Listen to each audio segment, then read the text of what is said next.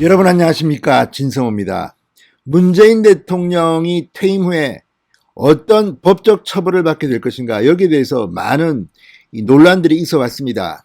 그런데 분명한 것은 이 탈원전 정책 때문에 문재인 대통령은 민사든 형사든 어떤 식으로든 책임을 져야 할 것으로 보입니다. 지금 문재인 대통령 그리고 이낙연 전 국무총리를 비롯해서 문재인 정권의 많은 인사들이 이 탈원전과 관련한 한전 문제 등으로 고발당한 사례들이 많습니다. 그런데 이번에는 이철우 경북도지사가 문재인 정부를 상대로 수조원대의 소송을 낼 것 같습니다. 자, 지난 6월 지방선거에서 국민의힘 소속, 당시는 자유한국당 소속이었습니까? 이 광역단체장은 2명밖에 당선되지 못했습니다. 바로 이철우 경북도지사와 권영진 대구시장이었습니다.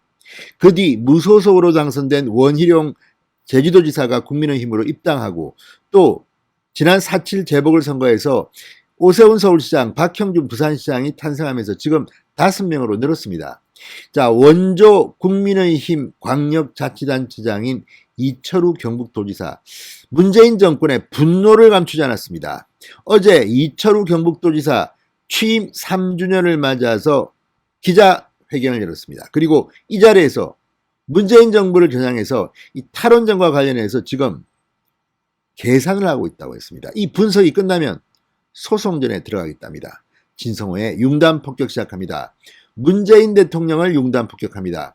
방송에 앞서 아직 진성호 방송의 구독자가 아니신 분들은 붉은색 구독 버튼 눌러주십시오. 더 좋은 방송으로 보답하겠습니다.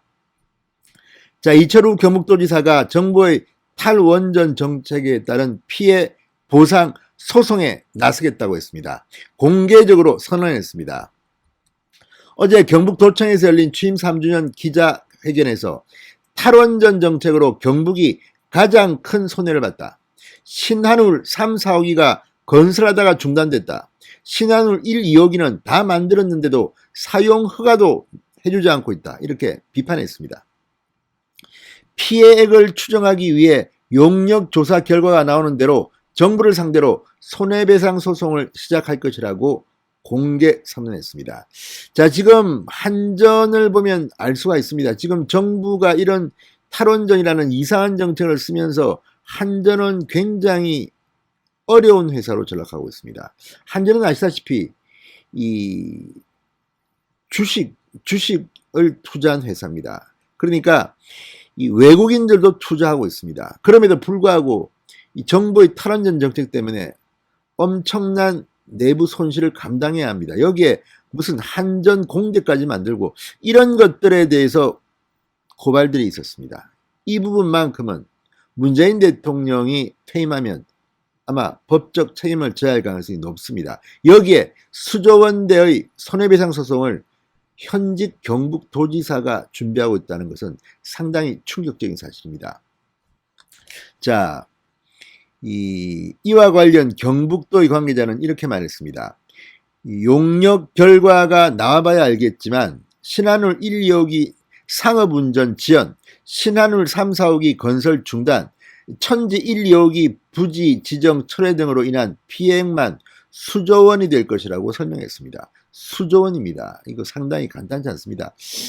어쨌든 문재인 대통령의 잘못된 판단으로 우리나라 국민들이 비싼 전기료를 부담해야 할 처지에 놓이고 한전이 부실한 기업으로 전락하는 게 아닌가 하는 우려를 낳고 있습니다.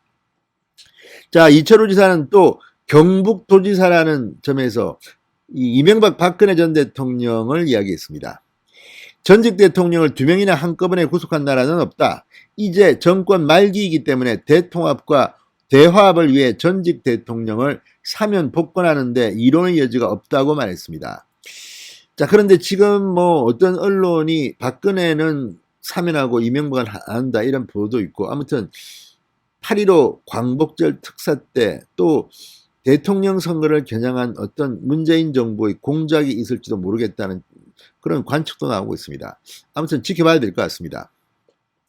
자, 이철우 지사는 그러면 내년 지방선거에 재선에 도전할까요? 여기에는 즉답을 피했다고 합니다.